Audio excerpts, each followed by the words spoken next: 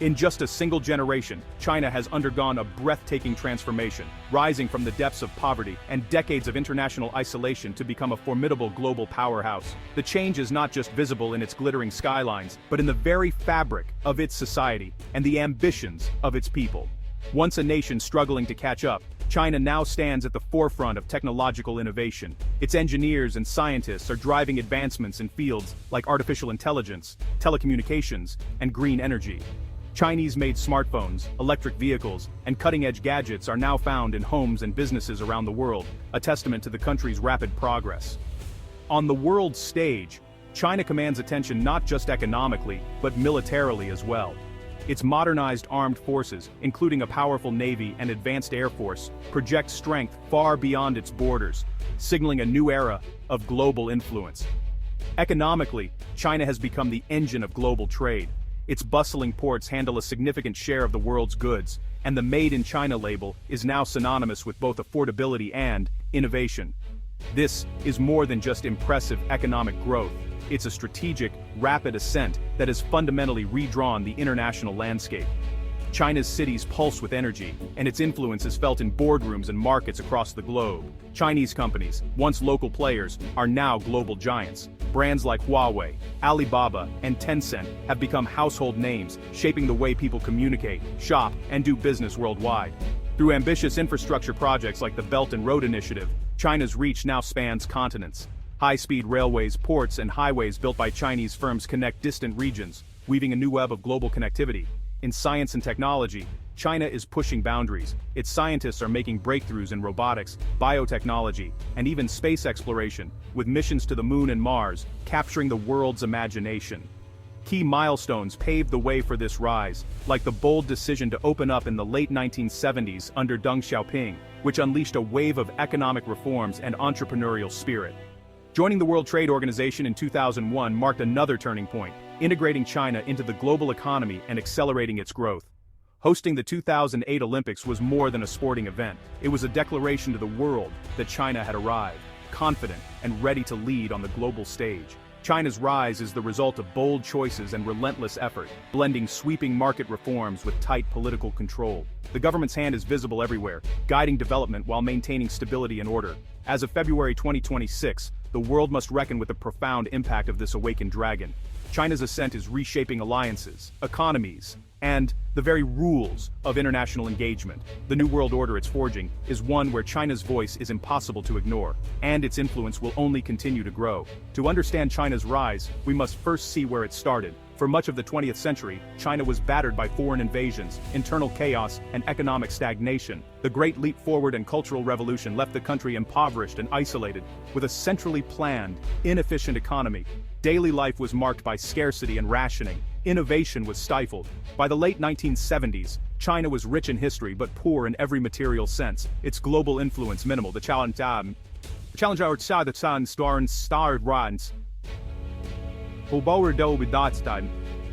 brewer nan is a decent sworder disendamen sididabin lied and pribalderdam. But the answer that would spark the greatest economic boom in history. The turning point in modern Chinese history arrived with Deng Xiaoping, a pragmatic leader who, in 1978, boldly launched the era known as reform and opening up. After years of turmoil and stagnation under rigid ideological rule, Deng recognized that China needed a new path, one that prioritized practical results over dogma. His famous mantra summed up his approach: it doesn't matter if a cat is black or white, as long as it catches mice. For Deng, the measure of success was not adherence to a particular ideology, but whether policies improve people's lives. This shift in thinking marked a dramatic departure from the past, signaling that China would now focus on outcomes and progress. The first wave of reforms swept through the countryside. Collective farms, which had dominated rural life for decades, were replaced by the household responsibility system. For the first time in a generation, families could farm their own plots and keep or sell any surplus crops they produced. This simple but profound change unleashed a surge of motivation and ingenuity among millions of rural Chinese. As a result, agricultural productivity soared, rural markets bustled with activity, and families enjoyed newfound prosperity. The abundance of food not only ended chronic shortages, but also freed up labor for new industries, laying the groundwork for China's industrial revolution. But Deng's vision extended far beyond the fields. He opened China's doors to foreign investment and advanced technology, a radical break from the isolationist policies of the Mao era. Special economic zones sprang up along the coast, attracting international companies eager to tap into China's vast labor force and market potential. This new hybrid model, state-guided but market-driven, became known as socialism with Chinese characteristics. It was a unique experiment, blending the guiding hand of the government with the dynamism of the market. The state maintained control over key sectors like energy, banking, and heavy industry, ensuring stability and direction. Yet, in other areas, private businesses and foreign capital were encouraged to flourish, sparking competition and innovation. This dual-track approach unleashed a wave of economic dynamism. New factories sprang up, cities expanded, and millions of people moved from rural villages to urban centers in search of opportunity.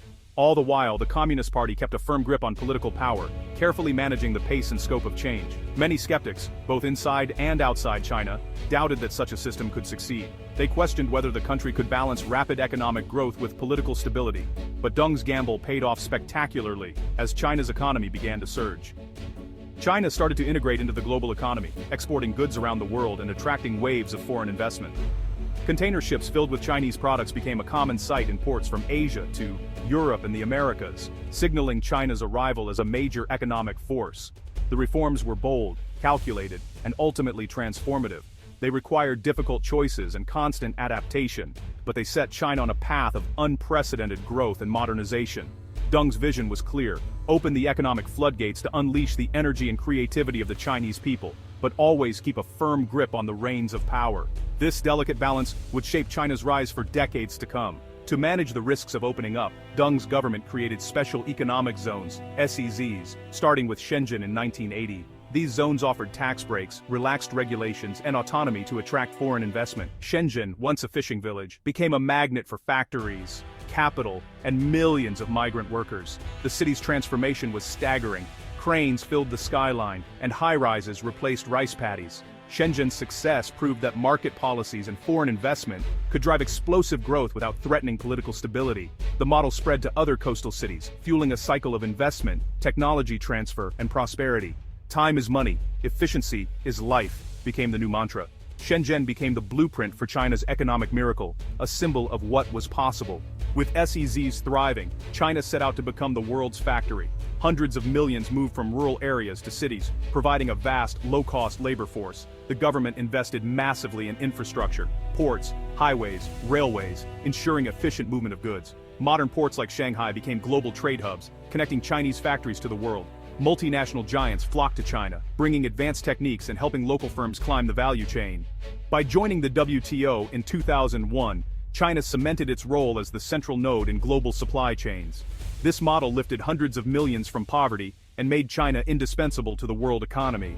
Made in China once meant low-cost assembly, but leaders knew true power required innovation. The government poured resources into science, technology, and education, expanding universities and luring back top talent. Strategic plans like Made in China 2025 targeted AI, robotics, electric vehicles, and biotech.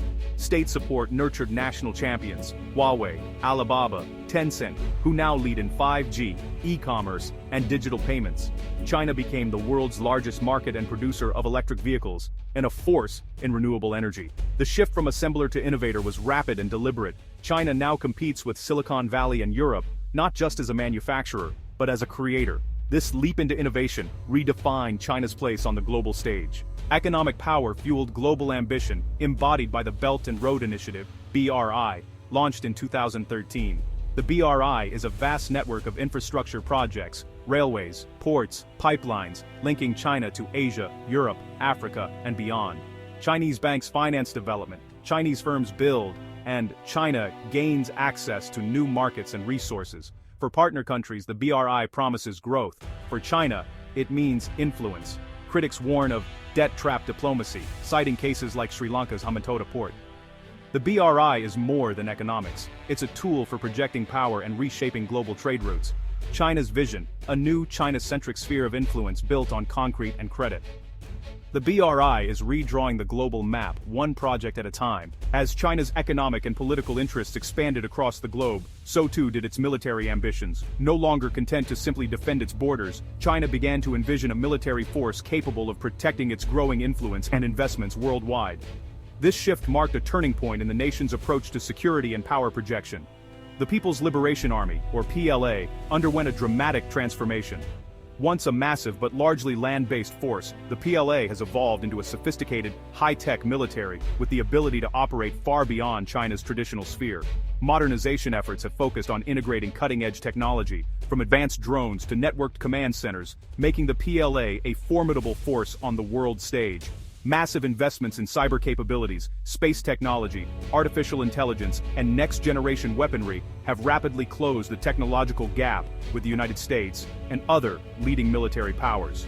China's focus on innovation has enabled it to develop hypersonic missiles, advanced stealth aircraft, and powerful cyber tools, positioning the PLA as a leader in modern warfare domains. The PLA Navy, once a coastal defense force, now boasts multiple aircraft carriers and a true blue water fleet.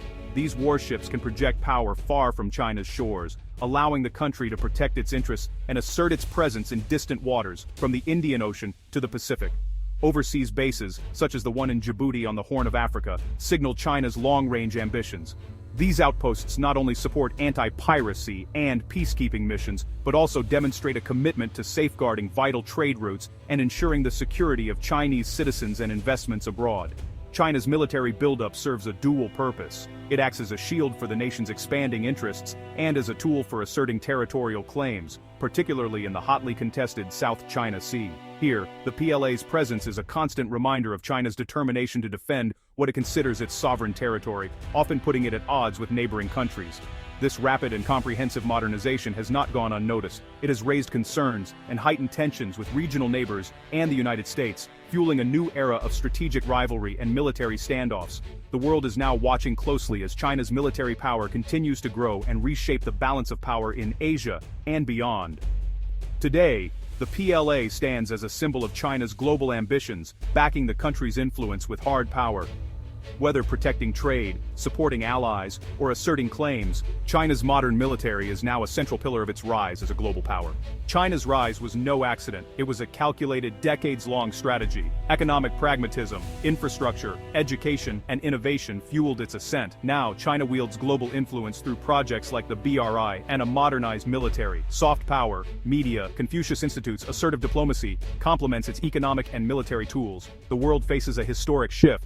For the first time in centuries, the leading power may soon be non-Western and non-democratic. Will China work within the current international system, or build a new order reflecting its own values? The US-China relationship is a mix of deep interdependence and growing rivalry. Can these giants cooperate on global challenges, or is confrontation inevitable? The choices made now will shape the 21st century, and the story of China's rise is far from over.